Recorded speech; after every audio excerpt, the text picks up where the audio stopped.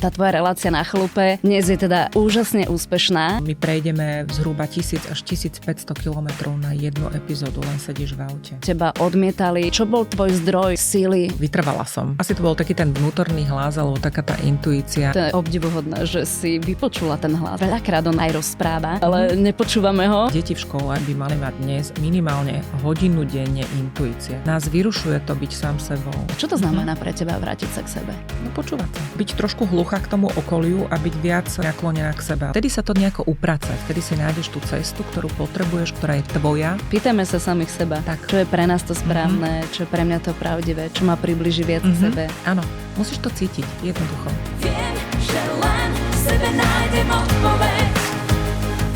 Ahoj, som Anna Re a vítam vás pri sledovaní alebo počúvaní 9. epizódy podcastu Návrat k sebe. Som veľmi šťastná, že dnes tu spolu so mnou sedí a bude sa rozprávať moja kamarátka Katka Jesenská, ktorá je autorkou, producentkou, tiež moderátorkou relácie Na chalupe. Vítaj, Kati.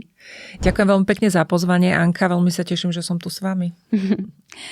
Ja som si ťa pozvala z toho dôvodu, že vnímam v tebe veľkú inšpiráciu ako v človeku, ktorý verí vo svoje sny, ktorý sa nevzdáva, ktorý dokáže prekonať prekážky. A ja si myslím, že to je veľmi inšpirujúce aj pre mňa samotnú a verím, že bude aj pre našich poslucháčov, divákov. Ja viem teda o tebe, áno, aj mnohí možno už vedia, ale predsa len by som sa na začiatok veľmi rada toho dotkla. Tá tvoja relácia Na chalupe dnes je teda úžasne úspešná. Ale tie začiatky vôbec neboli jednoduché, pretože teba odmietali v televíziách, nechceli tento nápad.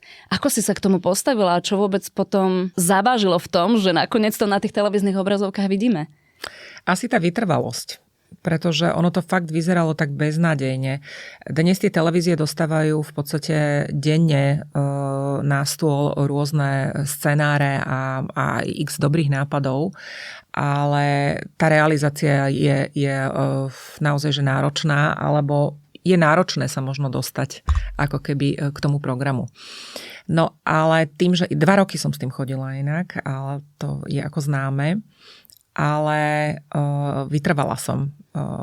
Asi to bol taký ten vnútorný hlas, alebo taká tá intuícia, že som si povedala, tak takáto relácia nie je. Naozaj, že o chalupách neboli žiadne relácie, čiže boli tým teda veľmi známi, tými chalupárskymi reláciami, ale my na Slovensku sme žiadnu nemali. Toho času vôbec a myslím, že dosť veľa rokov dozadu, ako nejaká relácia bola.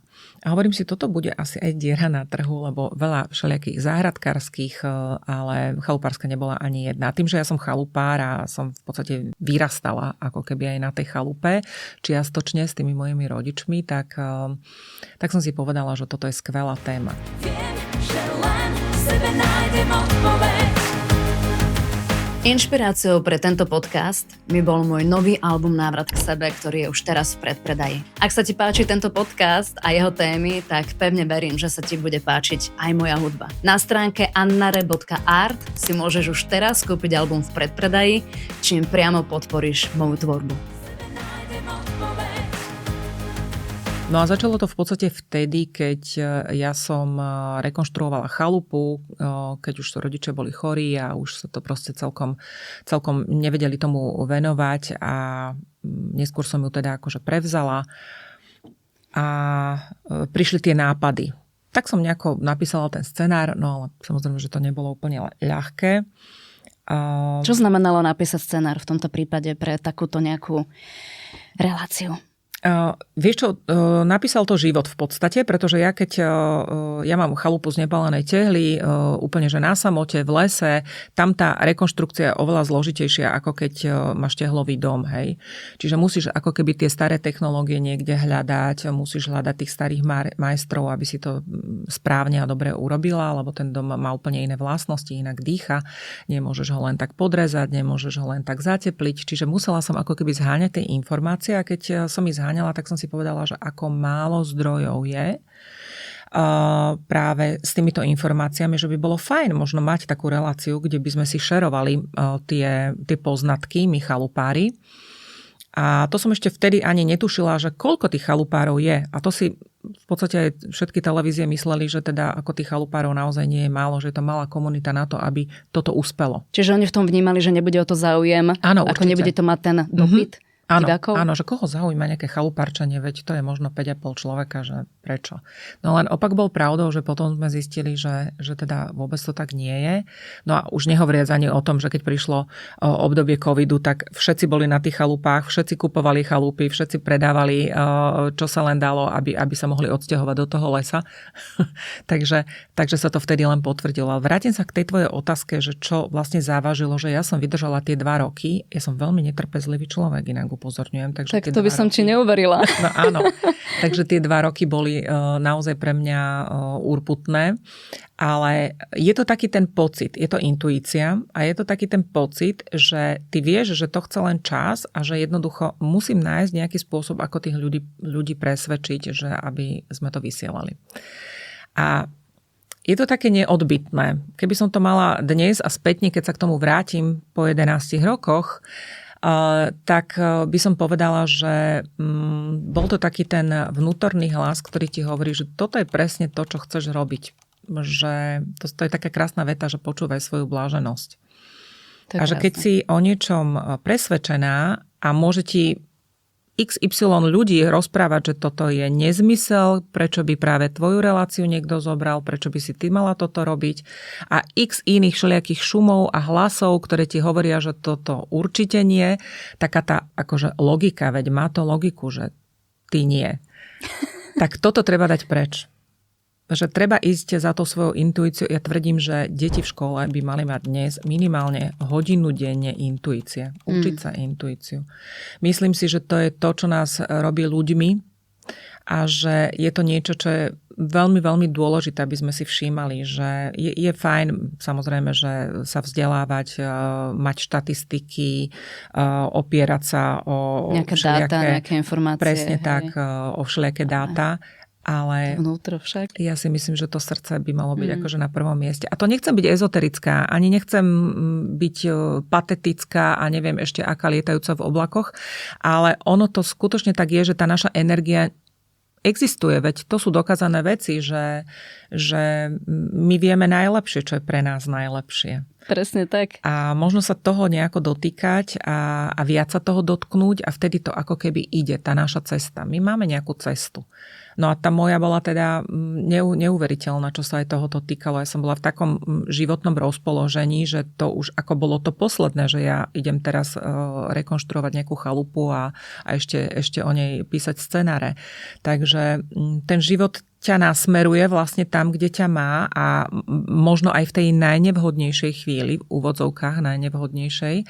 Ono to tak môže vyzerať a veľakrát to tak vyzerá práve naopak, ale netreba sa toho pustiť, treba sa toho držať, pretože napríklad ja teraz robím prácu, ktorá vôbec nie je jednoduchá, ono tak jednoducho vyzerá, ale je to niečo, čo ma neskutočne naplňa, čo ma dostáva k tým ľuďom, ja mám ľudí veľmi rada, k tej komunikácii. Sme taká obrovská komunita a mne to príde úžasné. A je to podľa mňa dar. A je to dar za to, že som počúvala samu seba.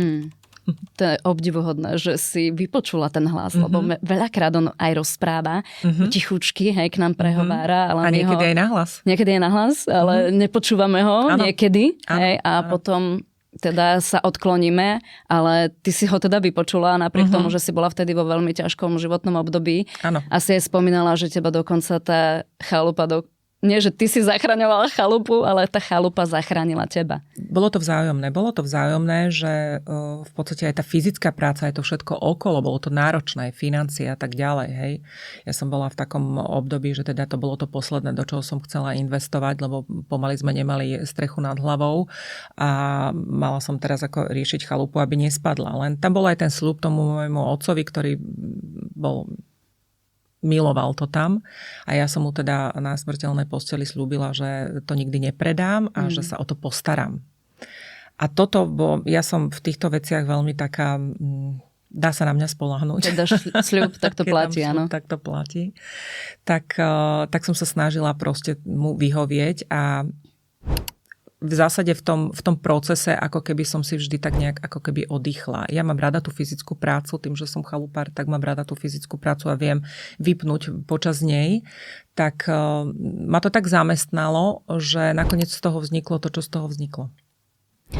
A čo ťa teda k tomu, vieš, tak vnútorne ťahalo, že si vôbec vydržala, že si chodila na tú chalupu aj napriek teda tým ťažkým okolnostiam, že si ju nakoniec zrekonštruovala, aj keď teda ten proces stále trvá, ako si spomínala už aj inde, že starostlivosť o chalupu je vlastne neustála. Áno. Inak my máme tiež aj znepálené tehly, časť, ale naši to vlastne potom prerábali, že vieš, vymenali za tú pálenú tehlu, ale stále časť ešte zostala, takže áno, ten materiál mi je tiež blízky, poznám to aj z toho detstva. Ale čo ťa tak fakt, že vnútorne, hej, že čo bol tvoj zdroj síly, aby si vôbec išla ďalej znova a znova, vieš, prekonala to všetko, čo sa dialo? Tá intuícia. Jednoducho to niekde vieš, niekde to vieš, že proste toto je tá tvoja cesta. Mňa to hrozne baví. A vždy ma to bavilo, tá starostlivosť o tú chalupu a takéto vymýšľať možno, že ako by to malo vyzerať a čo by sa tam dalo zlepšiť. Ja som veľmi rada hľadala aj tie staré veci z povale a vždy som mala napríklad k interiérovému dizajnu veľmi blízko, kedysi som sa tomu aj veľmi ako aj profesne venovala. Čiže toto sú veci, ktoré mňa absolútne lákali, ako to prerobiť, ako to urobiť. Tie technológie, napríklad kúrenie, neviem čo, voda, studňa, neviem. No, znie to zvláštne, že teda je to skôr také možno mužské, ale aj to je predsudok. Vieš čo, poznám veľa žien, ktoré fakt, že obdivujem, že dokážu takéto práce, úplne zhliadam k nim, že wow, klobúk dole. Áno, však mám ten traktor, tak už to neutajím. Že som aj týmto smerom šmrcnutá. Silná nielen vnútorne, ale aj navonok. No, toto sú tie predsudky tiež, že žena, ktorá má traktor a miluje chalupu, že musí byť taká ten terminátor. Ono to tak celkom nemusí akože úplne byť, lebo ja som veľmi napríklad citlivý človek a celkom rešpektujem napríklad tie hranice, že mužská práca, ženská práca. Ja si myslím, že toto je ako fajn. Ale zase na druhej strane nie som ten typ, ktorý by si sadol na chodník a plakal, že nemám pokálané drevo. Tak idem do toho. Keď to nemá kto urobiť, urobíš to tak, ty jednoducho. Presne lebo tak. asi je to aj tým životom, že si sa musela postarať. Áno, nebola iná možnosť. Tak toto bolo a jednoducho ja som bola vždy bojovník, ja som tak naučená, v podstate od 18 rokov žijem sama, alebo som teda žila sama a musela som sa o seba postarať, už keď som chodila na vysokú školu, som mala 2 práce, živila som sa a tak ďalej. Čiže ono to tak ako keby prišlo, že tá zodpovednosť a to všetko som v sebe mala a nejak som to zvládla, no. Niekedy sa aj čudujem, že som to prežila. A čo ti pomáha tú ženskosť sebe živiť? Alebo máš nejaké také ženské rituály pre seba? Nemyslím si, že rituály, ale ja si myslím, že netreba na to zabudnúť, že sme ženy. Hej? Že možno tá naša ženskosť vyplýva nielen z toho, ako vyzeráme, alebo či sa o seba staráme a chodíme na kozmetiku, alebo na pedikúru, alebo ja už neviem na čo. Ale je to taký ten vnútorný pocit, že som žena, že som na to hrdá, že mám nejakú tú ženskú energiu a treba sa o to asi aj starať, o tú ženskú energiu. A aký je tvoj spôsob starostlivosti o tvoju ženskosť? To je zvláštna otázka, alebo respektíve zaujímavá otázka. Je to len o pocite. Je to asi o tom pocite, že možno keď má človek alebo žena možnosť prenechať tie mužské role tomu mužovi, tak to treba urobiť. A za týmto si stojím, že je fajn dať aj najavo tým mužom, že sú dôležití, že nie sú úplne nahraditeľní, lebo my ženy sa snažíme možno niekedy ako keby im ukazovať, že vlastne toto zvládnem aj ja. Ale napríklad ja to zvládam len preto, lebo to musím zvládnuť. A nechcem niekde plakať, nie som ten typ. Ale zase na druhej strane si myslím, že tí muži sú veľmi podstatní v tých našich životoch, že zmiešanie tej energie mužskej a ženskej je veľmi, veľmi podstatné, že sa doplňame, že nedá sa to úplne, že teda byť ženou na 100% a odmietať napríklad tých mužov. Či je to, ja neviem, fyzicky, alebo len ich prítomnosťou, alebo tým, čím oni môžu prispieť do toho vzťahu, alebo vôbec aj do tej spoločnosti. Myslím si, že obidve tie role sú veľmi, veľmi dôležité a netreba na to zabúdať. A ja sa teda snažím na to nezabúdať a to je podľa mňa veľmi dôležité pre každú ženu, že uctiť tých chlapov niekedy, keď sa to dá a nájsť ten spôsob, akým spôsobom to urobiť, pretože oni sú veľmi, veľmi dôležití, samozrejme. Úplne s tebou súhlasím, lebo podľa mňa na to, aby muž mohol byť mužom, tak im musíme ten priestor na to dať. Je to vzájomné. A takisto oni nám, hej, že presne ako hovoríš, niektoré tie práce sú ako keby mužské viac a iné viac ženské. Ale aj my doma máme to, že podelené rôzne, hej, že ja napríklad väčšinou nežehlím, žehlí manžel, ale ja periem, keď už teda akože z týchto, vieš, že z tej bielizne. Ale napríklad tá práca v záhrade je podľa mňa zase taká, aj keď samozrejme veľa mužov to robí, ale ja to vnímam také trošku ženské, že možno, že aj tá zem, vieš, že je taká pre nás, možno ženy, bližšia.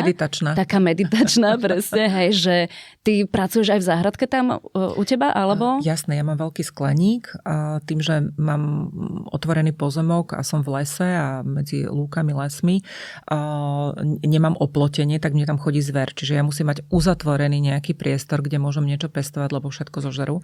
Takže, a to môj otec mal takú teda teóriu, aj keď teraz sa s ním komunikujem, že musíme to trochu zmeniť, že tie zvieratka sú tam doma, my sme na návšteve, takže my sme nikdy nemali plot, nikdy. Ale dnes to už vidím tým, že sú tie zvieratka trošku premnožené a hlavne tá vysoká zver, tak mi naozaj ani stromček nám nevíde, nič. Čiže som z toho trošku taká smutná, hľadám takú alternatívu, aby som sa s nimi dohodla, s tými zvieratkami, že čiastočne teda by som si niečo oplotila, lebo už je to také. A ja som veľký pestovateľ, veľmi rada pestujem. Či už zeleninu, ovocie, mám stromy krásne, len tie stromy tiež tým trpia, že tie zvieratá ich vlastne nejakým spôsobom ničia, tak ma to trošku hnevá. Ale keby som sa vrátila k tým ženským a mužským prácam, ono to možno nie je ani o tom, že teraz poďme to rozdeliť, že ja neviem, kálanie dreva je mužské a pranie je ženské, alebo ja neviem. Skôr je to o tej dohode, alebo o tom, že nech to celé funguje. Komu čo vyhovuje. Áno, komu čo vyhovuje. Ja napríklad veľmi rada kálam drevo. Hej. Je to možno divné, ale mám to rada. Veľmi rada kosím na tom traktore. To u nás v rodine je moje deti povedia, že mami, takže nikdy nám nepožičiaš ten traktor, lebo ja viem ho aj trošku opraviť. Je tam taká vec, že viem ju opraviť. Viem, ktorý kameň je na zemi, aby som sa mu vyhla.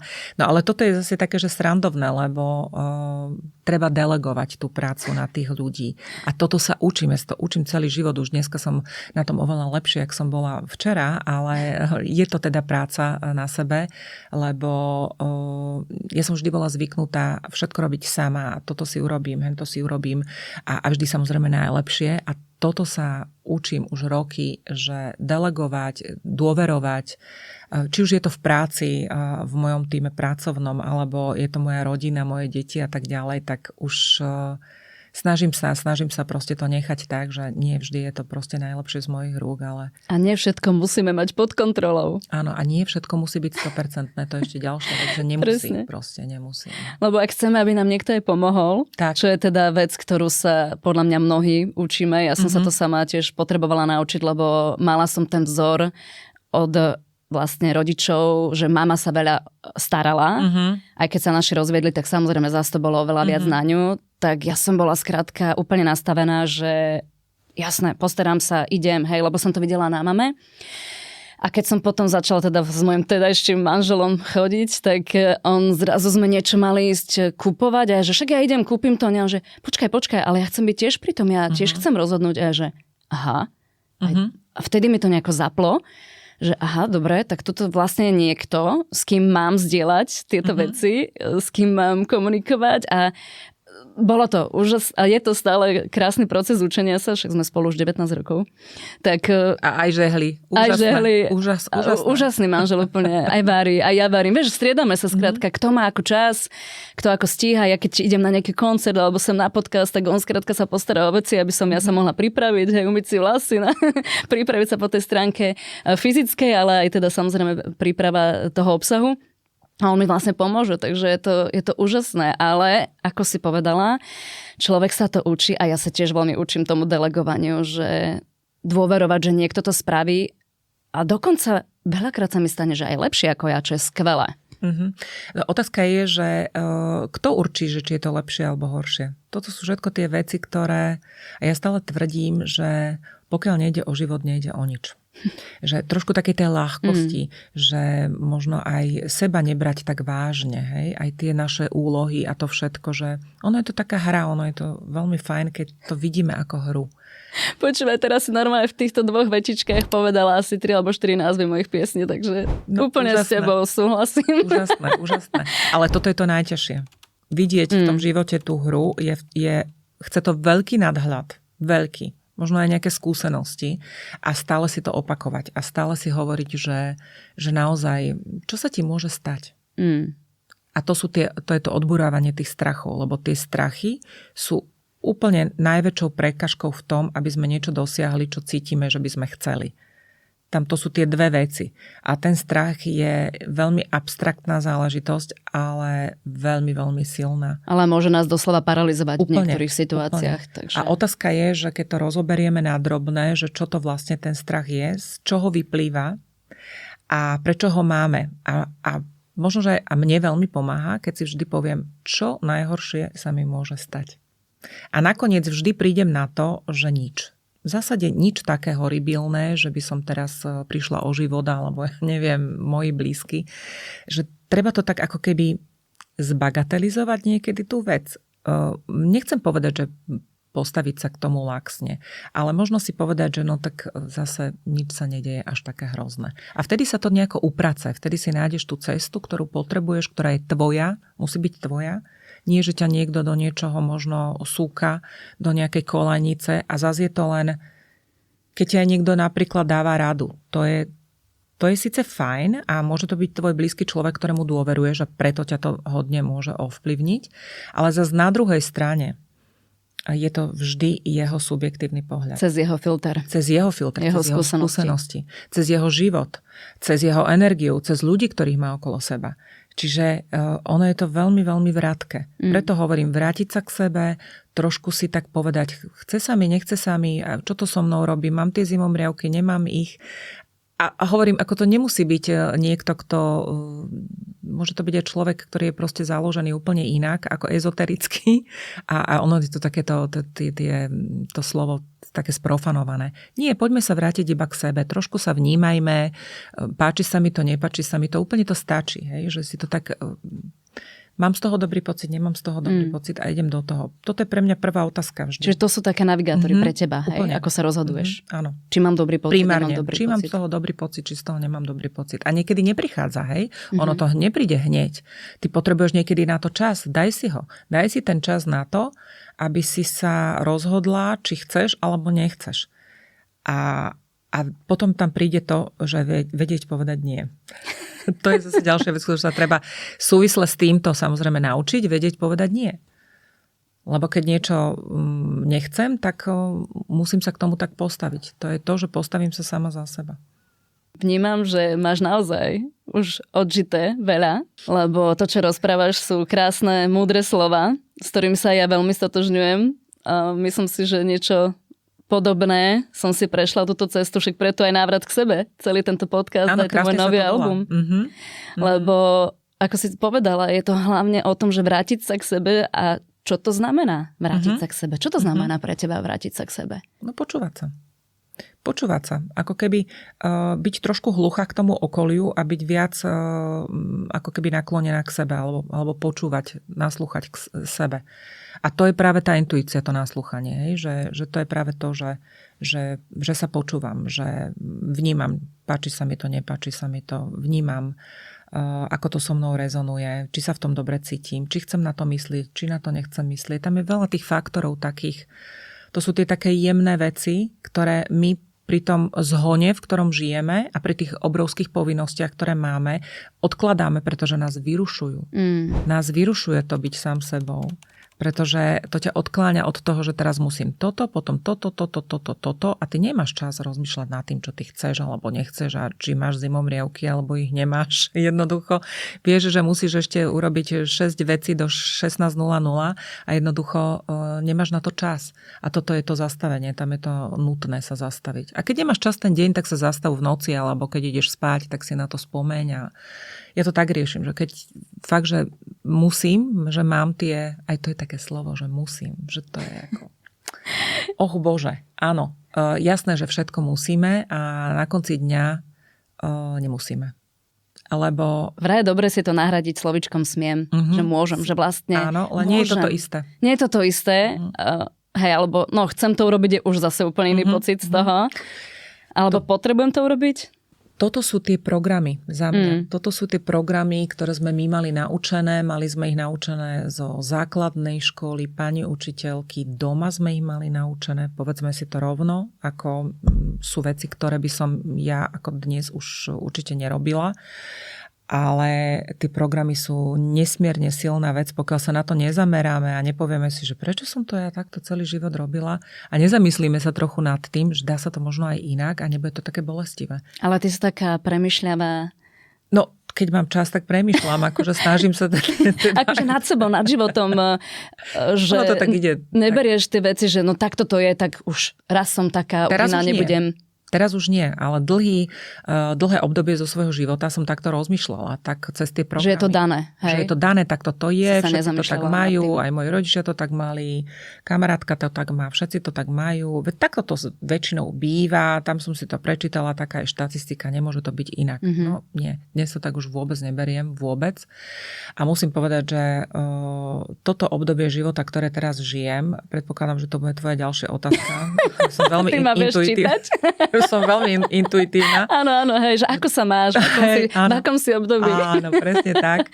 Tak toto je presne to obdobie a dovedie ťa to do toho obdobia, takéto rozmýšľanie, že si spokojná. Že si tak spokojná úplne, akože so všetkým asi 24/7 nie, ale všeobecne ma to ukľudnilo.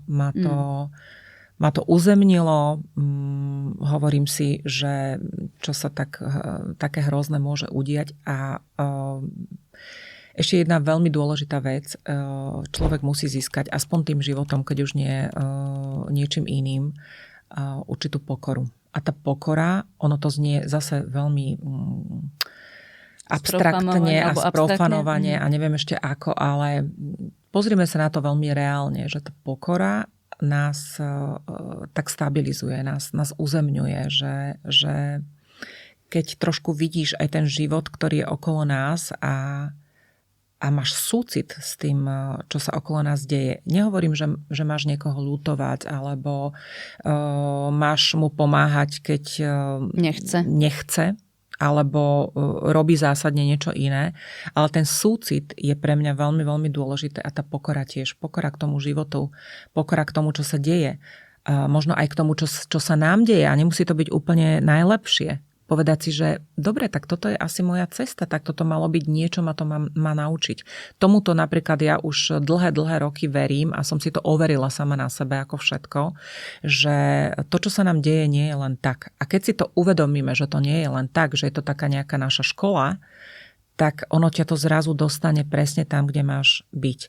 A keď si pozrieš tie puzzle vlastne z nadhľadu trošku, lebo my to nevidíme z toho nadhľadu, tak ono to vždy nejako západne. Alebo keď sa vraciaš k veciam, ktoré si povedal, tak toto je tragédia, toto už asi nerozchodím, neviem, čo sa mi to deje, tak si možno rok, 2, alebo neviem, nejaké obdobie dozadu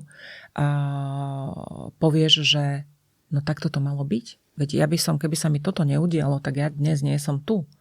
A vo veľa veciach, či sú to malé veci, veľké veci, jednoducho takto to funguje, ten život takto funguje. A to je tá pokora.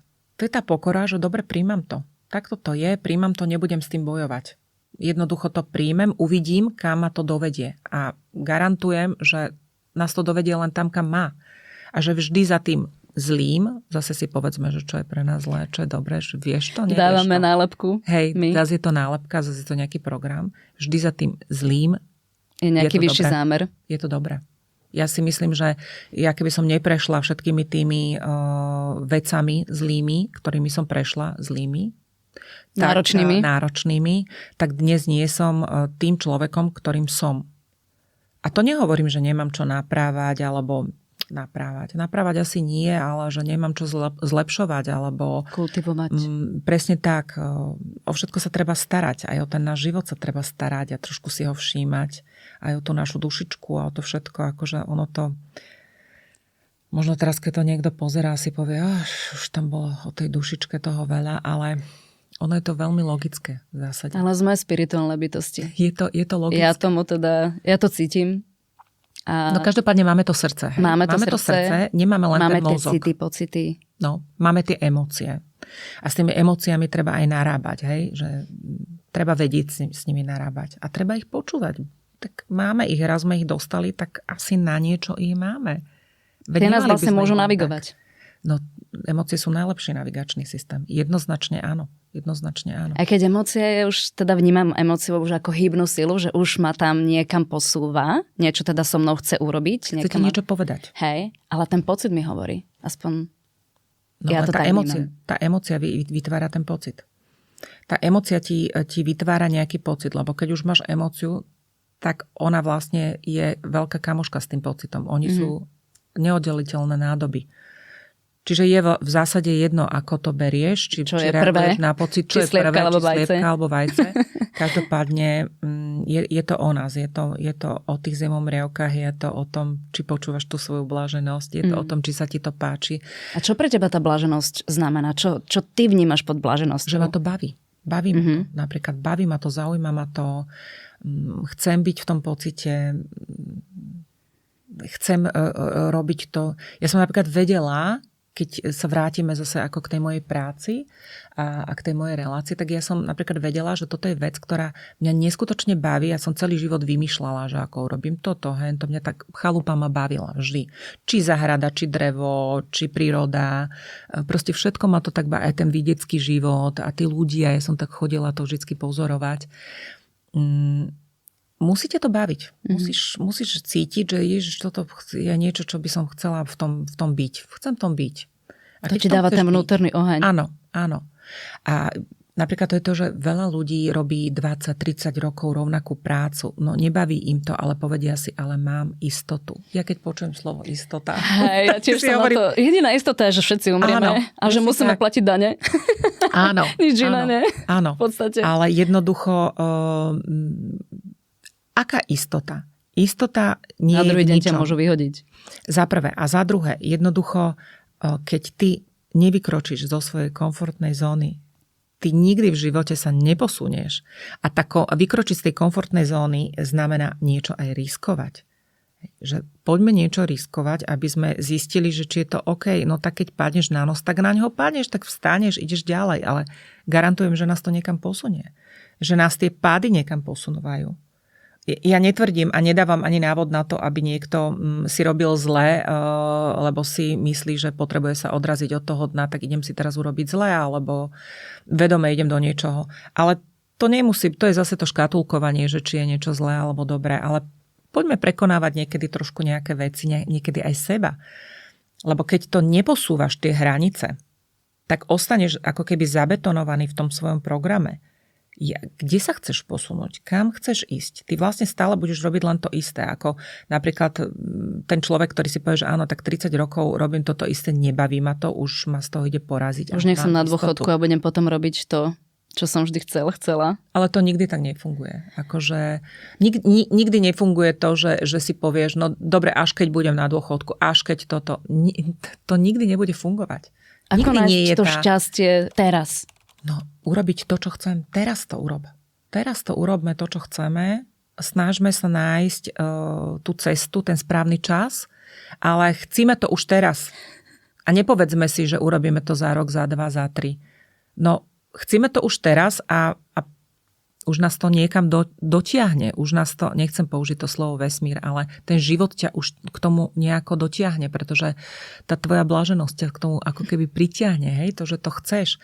To je presne tak, ako sa hovorí, že keď na niečo myslíš, zrazu to všade vidíš okolo seba. No nech si to každý vyskúša, že to tak funguje. Proste tak to funguje. A ty keď myslíš na to, čo chceš a to fakt nechcem tu teraz zachádzať do týchto vecí, že poďme si tu afirmovať. Neafirmujte, vôbec nemusíte. Stačí si len povedať, že idem sa sama v sebe venovať tomu, čo chcem. A veľa ľudí, keď sa začne venovať tomu, čo chce, zistí, že vôbec nevie, čo chce. Však toto je to. Že nájsť, čo je to moje. Áno. Ale ty to nájdeš len vtedy, keď budeš nad tým rozmýšľať. Keď budeš rozmýšľať, čo ťa baví, čo chceš, čo ťa teší. Budeš skúšať asi. Akí ľudia ťa zaujímajú napríklad. Hej? Potom sa ti vlastne všetko zmení v tom živote. Aj tí ľudia sa ti pomenia. No, s týmto súvisí. Hej? Aj tá energia, aj to, kde sa nakoniec ocitneš. Ale to je tá krásna hra. To je tá hra. A je to ten život, ten A je prirodzený to ten vývoj. život, to je ten život. Ten život nie je o tom, že ty máš teraz nalinkované, že skončil som vysokú školu, teraz sa idem zamestnať, budem mať deti 2 alebo 3. No neviem, keď budú 2, tak fajn. Teraz budem mať manžela, ten bude mať taký príjem, raz za rok ideme na tú dovolenku. Ono, samozrejme, že aj takto sa dá žiť, samozrejme veľa ľudí tak žije. Ale nie je to škoda? Nie je to taký hazard s tým životom? Že si trošku, že každý sme nejaký a možno, že nájsť si to svoje, že každý ten jeden človek je výnimočný a veriť si viac. O koľko by to bolo krajšie, vieš, No, medzi hravé. ľuďmi, keby každý dokázal, hej, si aj dovoliť vôbec, mať tú odvahu, lebo ono to je dosť to chce aj odvahu, vieš, Určite. že zmeníš smer napríklad. No vykročiť z Hej, komfortnej zo zóny. zamestnania ísť na podnikanie Áno, napríklad, hej, áno. alebo presne Je ako to ty riziko. niečo svoje vlastné si vytvoriť, to potom Áno. predať, tak to poviem, hej, Je to televízii riziko. napríklad, hej. Je to riziko, nikdy nevieš a niekedy to trvá. Tebe to trvalo 2 roky, ale ako teraz úžasne sa ti darí, koľko ľudí sleduje tú reláciu. Ja, čo nemám televízor, lebo presne keď prídeme k máme na chalupu, alebo my to hovoríme, že na záhradu, lebo zo začiatku to bola len záhrada, tak vlastne tam tú tvoju na chalupe pozeráme, lebo je to krásne, vieš, tí ľudia, s ktorými sa stretávaš a zrazu, že wow, aj toto sa dá, vieš, že z tohto som vytvoril niečo, tam, vieš, tie krásne výrobky, čo niekto tam tvorí. Tak skvelé je, že sa potom tí ľudia ako keby stretávajú. Že tá energia sa tak znásobuje, pretože je nás viac, ktorí máme radi to isté a to je tá krásna energia, že keď niekde prídem, že ja to milujem, ten pocit, že tí ľudia ťa majú radi, tí ľudia sledujú tvoju reláciu, máme sa o čom rozprávať, lebo všetkých nás zaujíma to isté. A je to skvelé, ako to šerovanie si tých všelijakých poznatkov a aj toho, čo cítime, ako veci vnímame, je to fantastické. Keď chodím po tom Slovensku, Čechách, Morave, kde len chceš, tak stále je to tá istá energia a je to veľmi, veľmi príjemné, že sa môžeš stretávať s ľuďmi, ktorí ti niečo hovoria. Že jednoducho veľa ľudí sa ma pýta, že či mi nevadí, že som tak viditeľná. Hej? Že všade, keď prídem, proste tí ľudia ma poznajú, to je samozrejme. A ja sa pýtam, že keď človek robí v tak silnom médiu, ako je televízia a tak často vysiela ako ja a robí taký projekt, aký robím, tak ako môže rátať s tým, že ho ľudia nebudú poznať alebo že sa s nimi nebude stretávať, že ich nebude mať rád? Ako to automaticky musíš ich mať rád, tých ľudí a musíš s nimi No je to len zdieľať. plus. Lebo predstav si, že by si to robila, že bože, dnes sa mám No už by som to nerobila, vieš, pretože by to nikoho nebavilo, hej, lebo ty môžeš možno pol roka alebo rok na tej obrazovke predstierať, že rada robím to, čo robím a nakoniec to niekde vybuchne, hej. Čiže aj seba udržiavať v tom a nachádzať si tie veci také, aby stále ma to bavilo, aby stále to bolo dobre. A toto je zase ten ďalší level, hej, že udržať to, lebo ja už napríklad reláciu robím 11. rok. Presne. A veľa ľudí sa ma pýta, Katka, ešte vás to baví a je to áno, lebo ja to mením. Ja si to stále mením. Ja mením aj tie rubriky, rozprávam sa s ľuďmi, čo sa im páči. Sama v sebe si hľadám a stále sa pýtam sama seba, čo ma baví, čo chcem ukázať, čo to bude. Hej? Čiže treba Nejdeš sa tomu na takého venovať. autopilota, že toto funguje tak, ako autopilota. idem s tým stále. Nejde to. Musíš to stále obmieniať a aby si aj ty mala tú pestrosť, lebo to, čo chceš ty, to dávaš aj tým ľuďom. A keď im to dávaš, tak musí to byť autentické. A ty tú autenticitu niekde nenájdeš na chodníku. Musíš ju naozaj niekde vydolovať zo seba. Čiže venovať sa tomu treba, aby veľakrát si musím ísť aj napríklad na dlhšiu dobu oddychnúť, aby som si vyčistila hlavu, aby som bola autentická, aby to nešlo na toho autopilota. Je to predsa len práca, ktorá je duševná aj, hej? A potrebuješ si niektoré veci veľakrát tak nejak ako keby pustiť, aby si ich mohla zase prijať a dávať tam to, čo je aktuálne, čo aj tých ľudí zaujíma, nie len teba, ale aj ich. A na to potrebuješ mať tú energiu vyrovnanú a byť aj sama vyrovnaná a byť oddychnutá a byť na tom dobre. Čiže toto je takéto, čo by sme si mali asi všetci uvedomiť, že treba vedieť aj oddychovať, treba vedieť aj trošku ako keby dopriať si čas, nerobiť nič. Pustiť tú páru. No, nič v úvodzovkách, lebo vlastne ten oddych je presne regenerácia áno, veľmi dôležitý. Áno. Lebo môže prísť nápad napríklad, hej. Alebo si vôbec skrátka zregenerujem sa, aby som mala silu. Až na to, že keď vysielaš a musíš vyprodukovať hodinovú reláciu raz za týždeň, tak nemá šancu oddychovať. To som sa chcela spýtať, tak povedz prosím, trošku nás zober do toho zákulisia, že čo vlastne sa skrýva za takou jednou epizódou, lebo to určite bude hrozne veľa práce, ktorú si málo kto uvedomuje. Áno. Tak zober si, že tá relácia má skoro hodinu aj s reklamnými breakami a musíš v podstate tú hodinu naplniť, hej, za ten týždeň. Týždeň je veľmi málo. Ty sama dobre určite vieš, že ako to funguje, že koľko kilometrov materiálu musíš len nakrútiť. My prejdeme zhruba 1000 až 1500 kilometrov na jednu epizódu, len sedíš v aute. Sedíš v aute. Preto som minulý rok sa nakoniec ocitla v nemocnici s vysunutou platničkou, lebo už to sedenie v aute, ten niekedy 3-4 hodiny v kúse, hej, je fakt náročné. Je to fyzicky náročné a teraz vlastne musíš aj tú hlavu nejakým spôsobom zapojiť. Ja tým, že vlastne vymýšľam ten scenár na mieste, lebo tých ľudí vidím prvýkrát. Ja vidím fotografie predtým, dajme tomu tej chalupy a tak ďalej, alebo veci.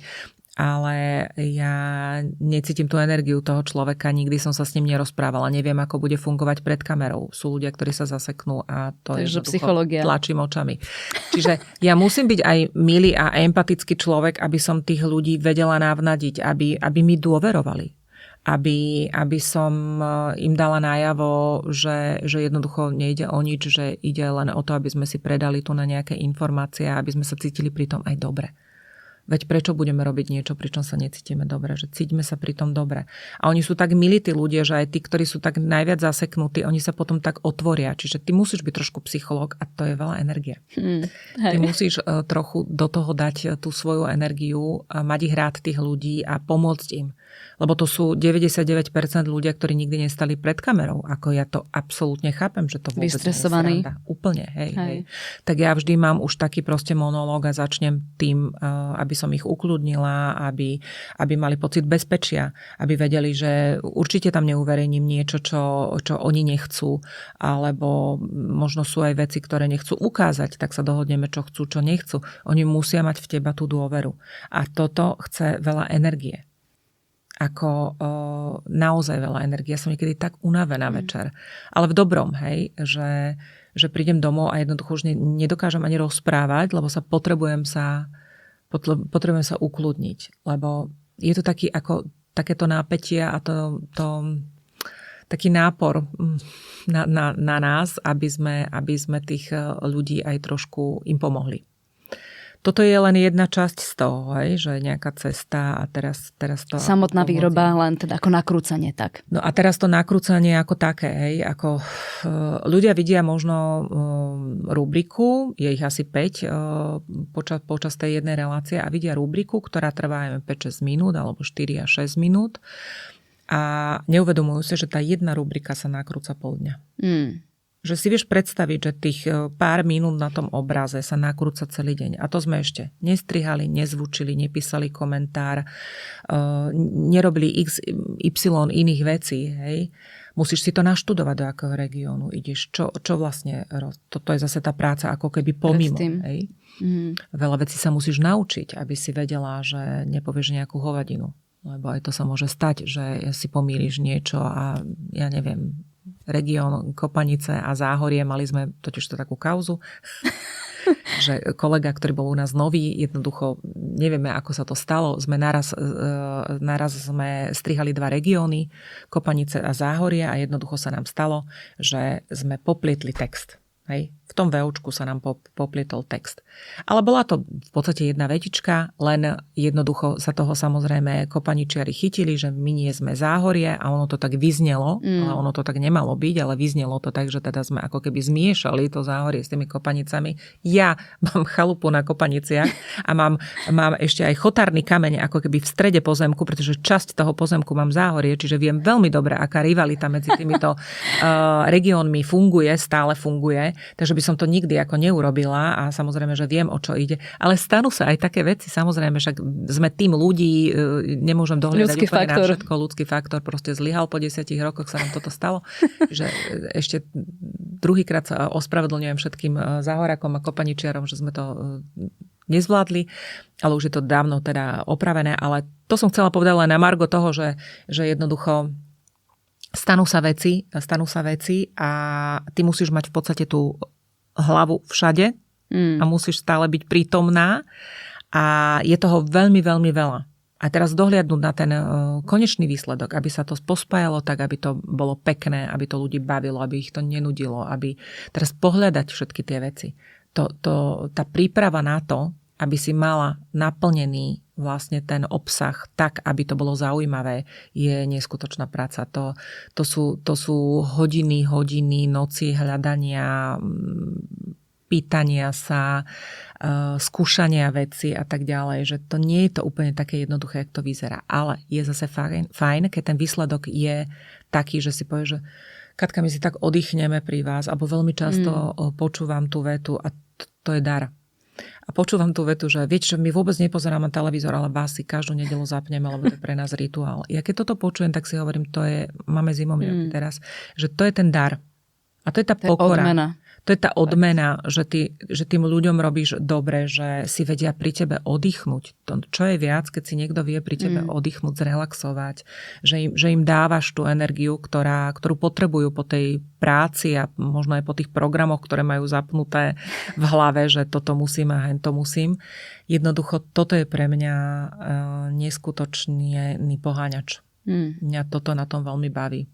Takže aj tá ťažká práca, aj to všetko, čo je za tým, tak to stojí za to a viem, že to za to stojí, lebo keď ti niekto takéto niečo povie, že pri tebe relaxuje, no čo je viac. To je krásne.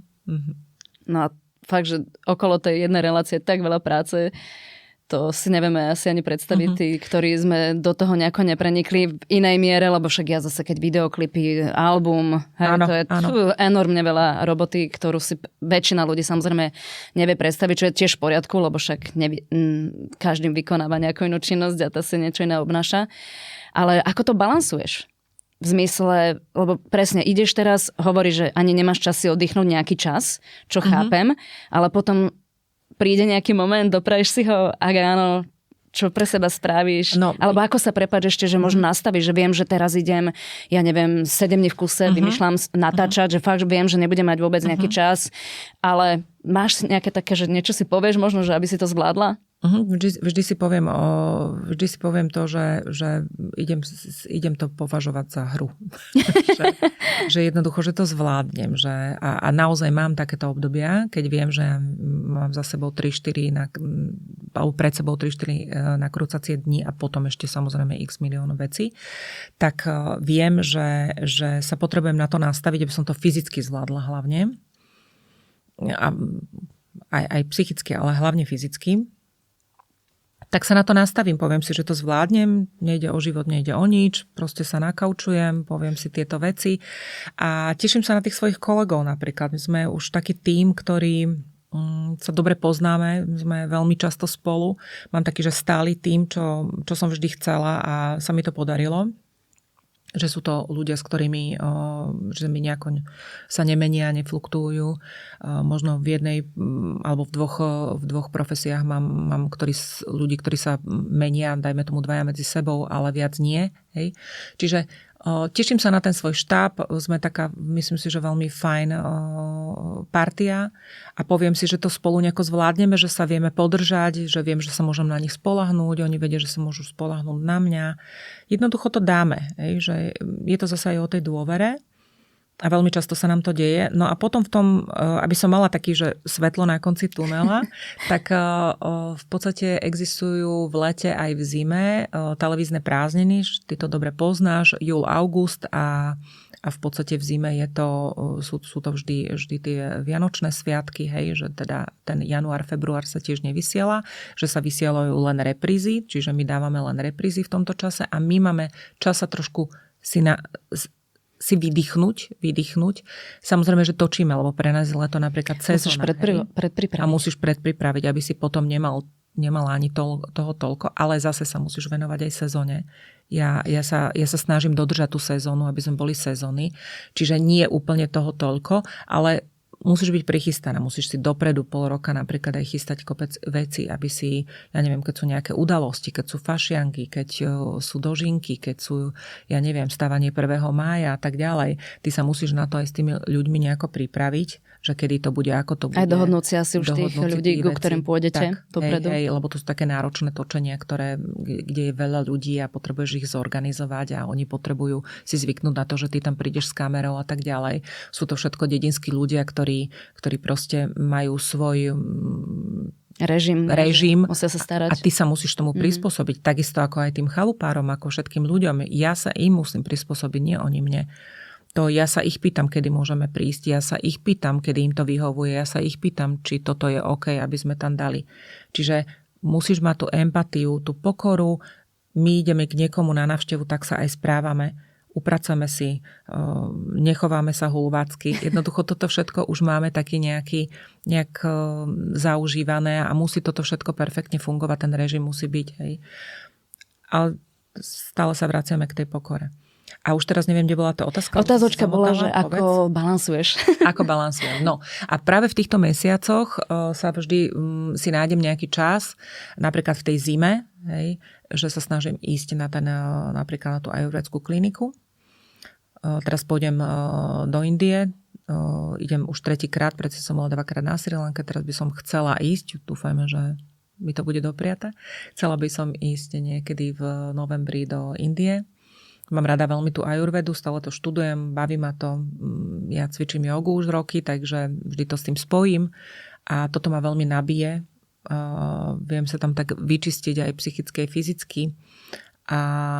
To chodíš, prepáč, 2-krát do roka? Raz, vždy v zime idem, keď mám teda ten break, ale teraz napríklad pôjdem už v novembri, ale to viem, že už vtedy budem mať dotočenú ako keby sériu, čiže sa na to pripravujem už rok dopredu. Ja musím vedieť veľmi dlho dopredu, kedy pôjdem na taký dlhší čas. Tak to musíš vedieť dobre plánovať. Áno, to musím vedieť plánovať, lebo naozaj. To je dlhší čas, to sú nejaké 2 týždne, to je fakt, že to si môžem dovoliť tak raz do roka, ale viem si to naplánovať tým, že tam mám tú odmlku.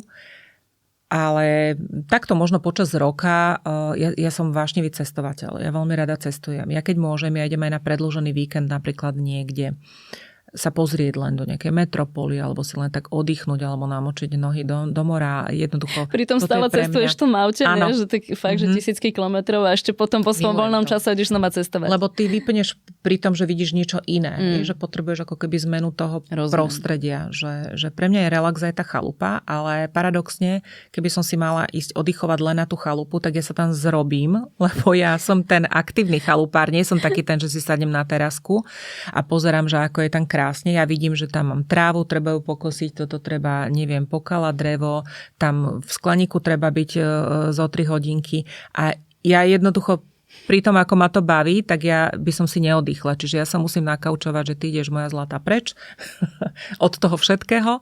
Trošku zmeniť ako keby aj ten priestor je veľmi podstatné pre mňa a ja sa viem tak nadýchnuť. Potrebujem to tak zresetovať. Čiže veľmi rada cestujem a keďže teraz pripravujem už 3. kuchárskú knihu, tak dokonca si robím také, že gastrovýlety, inšpiráciu, že idem trebárs aj na 2 dní niekde, ochutnávať. Niečo ochutnávať. A veľmi ma to baví, že mi niekto povie, tak toto je výborná reštaurácia, majú tam také zvláštne veci, chod to ochutnať. Ja normálne to ma baví. Toto ma baví. Čiže mám taký ten svoj svet ešte iný a týmto kompenzujem a tak vlastne relaxujem. A teba niekto vedie alebo viedol v minulosti v rámci toho podnikania? Alebo to, čo robíš, je podnikanie?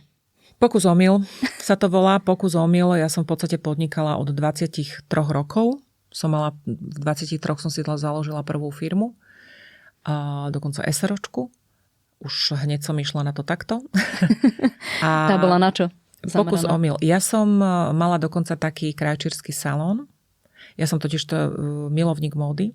A ja som už ako malá, alebo proste ako taká tínedžerka som si šila šaty, som si navrhovala, som si robila strihy a tak ďalej. Wow. A ja som si povedala, že ja budem mať takýto salón, tak som mala také 2 krajčírky, taký menší priestor. A my sme nakoniec skončili tak, že ja som navrhovala som šaty pre ženy veľvyslancov. Som sa dostala do takej komunity. Fakt som bola veľmi mladá. A normálne to perfektne fungovalo. My sme mali dokonca svoju prvú prehliadku, ktorú sme mali aj vypredanú. A fungovalo to akože fakt, že výborne na to, čo sme z ničoho začínali. Lebo ma to zase bavilo. Zase tam bola tá energia, že mňa toto veľmi bavilo, tie handričky. Čiže vždy som ako keby počúvala seba, až na to, že vtedy som to nemala úplne tak ako mladosť, starosť sa hovorí. Čiže ja som si prechádzala takými tými chýbami, aj tými podnikateľskými, tým, že som sa to len učila. A potom ešte životné veci mi do toho nejako prichádzali, v rodine veci, čiže potom sa to celé tak nejako ako keby išlo dostratená, musela som to zavrieť a potom som mala zase ďalšiu firmu a ďalšiu. Ja som veľa vecí skúšala. Ja som mala dokonca 7 predajní, hej? Kedysi s módou. Aha. Ja som dokonca jeden čas obliekala aj vládnych predstaviteľov. Ja som mala s jednou priateľkou sme mali dokonca obchod taký veľký na pánsku módu na Hviezdoslavom námestí. My sme boli veľmi známi. My sme robili aj taký servis, že sme proste vedeli od hlavy po pety obliecť tých mužov. Sme sa venovali pánskej móde, lebo toho veľa nebolo vtedy. To ma nesmierne bavilo. Nesmierne až na to, že potom zase prišli všelijaké ekonomické okolnosti, menili sa veci v politike, ekonomika, politika, neviem čo, sme to nevedeli samozrejme nejakým spôsobom udržať, čiže tam bolo veľa tých faktorov. Ale vyskúšala som si veľa vecí, ktoré ma bavili a potom som ich zase musela ako keby sa prispôsobiť tej situácii a zase som išla ďalej. Hej. Ty si úžasne adaptibilná. Ja som teda až niekedy šialené to bolo teda niekedy a musím povedať, že tá moja taká tá vášeň, že sa viem tak nadchnúť pre niektoré veci, mi spôsobovala veľa problémov. Ale zase, keď sa na to pozriem dozadu, tak si hovorím, že tak máš len jeden ten život, tak treba si ho užiť, treba si vyskúšať veci a aj keď som si mohla možno veľa vecí ušetriť, mohla som samu seba ušetriť možno veľa takých tých srdečných vecí a toho, čo ma tak ako dávalo dole psychicky, že veľakrát som bola na tom fakt, že zlé a sama na veľa vecí, tak musím dnes povedať, že vždy to malo nejaký zmysel. Malo to nejaký zmysel, ale jasné, treba sa mať rád. Vtedy som sa nemala až tak veľmi rada a preto som veľa vecí pripustila, dajme tomu. A toto je ten ďalší moment, že pokiaľ sa nebudeme mať radi, tak nebudeme vnímať, že si robíme zle. A tú cestičku potom, a to je zase to počúvanie tej intuície, ktorú som vtedy nepočúvala. Keby som ju počúvala, určite si to upracem inak.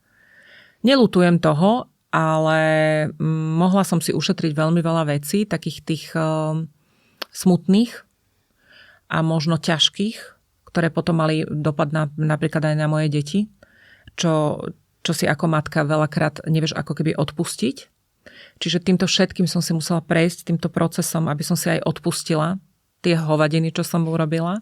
Ale zase na druhej strane si hovorím, že nikto ťa to nikdy nenaučil. To je to robila odpustenie. si tak, ako si vtedy vedela. Najlepšie vedela. Najlepšie. Vtedy si treba povedať, že naozaj som robila to, čo som najlepšie vedela a inak som to nevedela. Ale trval mi tento proces veľmi dlho, kým som si odpustila. Veľmi dlho. A s tým súvisí zase veľa iných vecí, že pokiaľ si neodpustíš, tak jednoducho sa nepohneš z toho miesta. Pretože nikto iný ti nevie odpustiť, len ty sama sebe, pretože ty sa nikomu tu nespovedáš. a v zásade nejakú tú ťažobu alebo tú vínu si na tú hlavu kladieš ako keby sama. Ono ti to kladie možno aj to okolie, ale pokiaľ ty to nepríjmeš, tak netrpíš. Ako ono to netreba vždy ako keby prijať. Ja som veľa vecí som nasávala z toho okolia tie vyčitky, že mohla si lepšie, mohla si takto a ja som to prijímala. Prijímala som to, nasávala som to, sypala som si popol na hlavu, trpela som tým, že som možno niekomu ublížila. Nechtiac, ale ublížila. Ale to bolo vo mne, hej, to nemuselo byť ani vidieť. Ale chcem tým povedať to, že netreba sa bičovať. My keď niečo urobíme a pokiaľ to naozaj, že nie sme sérioví vrahovia a nechceme tu niečo vedome niekomu ublížiť, tak netreba sa za to bičovať. Treba ísť ďalej, treba si odpustiť, treba poprosiť o odpustenie možno aj to okolie, ak to potrebuje. Ale treba ísť ďalej, lebo nikto nás to neučil. Nikde nás neučil, ako žiť. Nikde nás neučil, ako zvládať ťažké situácie. Nikto nás na to nepripravil, že vôbec prídu. Čiže byť taký zhovievavý. A preto aj hovorím, že aj k tomu okoliu treba byť zhovievavý. Aj ja sa nahnevám x-krát na niekoho, alebo si poviem, ako to mohol urobiť, alebo ja neviem čo. Ale nikdy nevieš, čo ten človek zrovna zažil. Nevieš. A prečo tak reaguje. Ani ako má históriu, ani čo má v hlave. A to je zase to prijatie, že príjmem to, veď nemusím s ním súhlasiť, nemusím s ním ísť na kávu, ale príjmem to. Príjmem to, je to tvoje, je to OK. Čiže taký ten, ako keby, keď ti prestane záležať na tom, čo si o tebe niekto druhý myslí, tak to je ten úžasný pocit. Že samozrejme to musí byť s tým vedomím, že nemôžeš robiť nejaké, neviem... Jasné, nerobíš vedome zlé. Nepoďme do extrému, hej. Ale vieš sa v tom tak oslobodiť. Áno. Lebo pokiaľ nie si slobodná v tom a nestojíš si za tým, čo robíš, tak stále si v tých okovách, ako keby toho niekoho druhého, toho svojho okolia. Čiže každý sme unikát. Sme nejaký unikát. A jednoducho sa toho držme, že máme iné myšlienky, máme iné cesty, inak to chceme urobiť, inak vnímame veci, máme iných priateľov. Jednoducho je to všetko v poriadku. Nemôžeme veci dávať do nejakých kolajníc, no ale mala by si to urobiť takto, ale tento to urobil takto a takto je to správne. Čo je to správne? Preboha, čo je to správne? To musíš ty vedieť, čo je to správne. Tak. Len my to musíme vedieť. Pýtame sa samých seba. Tak. Čo je pre nás to správne, čo je pre mňa to pravdivé, čo je to, čo potrebujem, čo ma približí viac k sebe, kde budem spokojná, kedy budem spokojná, s kým. Áno, musíš to cítiť. Jednoducho. Treba sa zamerať na to srdiečko. Tak ďakujem ti veľmi pekne, Katka. A ja ďakujem za pozvanie. Veľmi sa teším. Že som sa mohla vyrozprávať. To bolo veľmi príjemné. Toto mi napríklad veľmi pomohlo. Som sa trošku tak zregenerovala. Veľmi sa z toho teším. To je, vidíš, zase také uľahodenie pre mňa, že si oddychla, zrelaxovala počas toho dňa, počas týchto všetkých povinností, kedy nakrúcaš jednu epizódu za druhou. Tak ja ti veľmi prajem, aby ťa to stále naplňalo. A ak príde niekedy ten moment, kedy budeš potrebovať tú zmenu, ako si to vlastne urobila už v predchádzajúcich tvojich povolaniach to nazvem, tak nech to je s ľahkosťou, ale ja pevne verím, že budeš tom ešte pokračovať a tešiť ľudí svojou reláciou a hlavne nech sa teda ty v tom cítiš dobre. Tak ja ti ešte raz ďakujem. Ďakujem veľmi pekne za pozvanie, Anka, a držím palce s novým albumom. Veľmi sa teším, že si ho vypočujem, lebo som ho ešte nepočula a robíš to úžasne. Ďakujem ti. No ten ešte len dokončujem, ale zo pár singlov už si môžeš vypočuť, takže určite ti to všetko poposielam. Tak ešte raz ďakujem. Ďakujem. A vám ďakujem, že ste nás dopočúvali, že ste nás dopozerali až do konca a budeme veľmi radi, ak budete zdieľať aj túto epizódu so svojimi priateľmi, rodinou a možno niekoho inšpirujeme. Nezabudnite odoberať aj kanál Annare Music a sledovať tento podcast Návrat k sebe. Viem, že len v sebe nájdem odpoveď.